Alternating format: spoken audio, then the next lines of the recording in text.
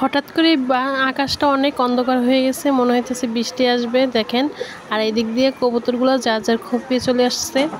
এরকম অন্ধকার হয়েছে, বলা যাইতেছে যে প্রচুর পরিমাণ মনে হয় ঝড়ি তুফান হবে, এরকমই লাগতেছে। আমি আগে থাকতে কবুতরগুলো সব উঠে যাচ্ছে দেখতেছি। এদিকে আবার মুরগির বাচ্চাটাও কবুতরের খোপের মধ্যে উঠে বসে রয়েছে, দেখেন অবস্থা। এখানে আবার ও ছোট থেকে এখানে উঠে, পরে ওকে ধরে ওর খোপের মধ্যে উঠে রেখে দিই।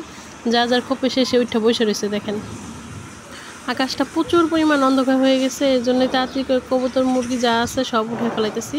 এদিক দিয়ে আপনাদের সাথে আবার আকাশটা দেখাচ্ছি। দেখেন কী পরিমাণ হঠাৎ করে বৃষ্টি নামা শুরু হয়ে গেছে, প্রচুর বৃষ্টি, বলার বাহিরে অতিরিক্ত বৃষ্টি আসা শুরু হয়ে গেছে। দেখতে দেখতে বৃষ্টিটা চলে আসলো, আর এই বৃষ্টির মধ্যে দাঁড়িয়ে রয়েছে আমি বারান্দার কাছে। এখানে অবশ্য প্রচুর আকাশে ডাকতেছে, মনে হচ্ছে বিদ্যুৎ চমকাচ্ছে।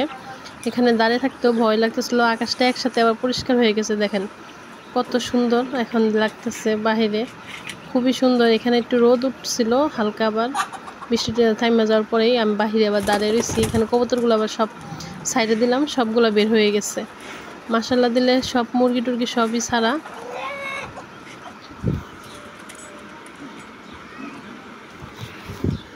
হাঁস মুরগি পাললে এই একটা সবসময় চিন্তা থাকে, কারণ মুরগি কবুতর যাই হোক বৃষ্টিতে ভিজলে এগুলো ঠান্ডা লেগে যাবো। এর জন্য সবসময় এগুলোকে বৃষ্টির থেকে মনে করেন যতটা সেভ করে রাখা যায়, বৃষ্টিতে পানি না ভিজলেই হয়।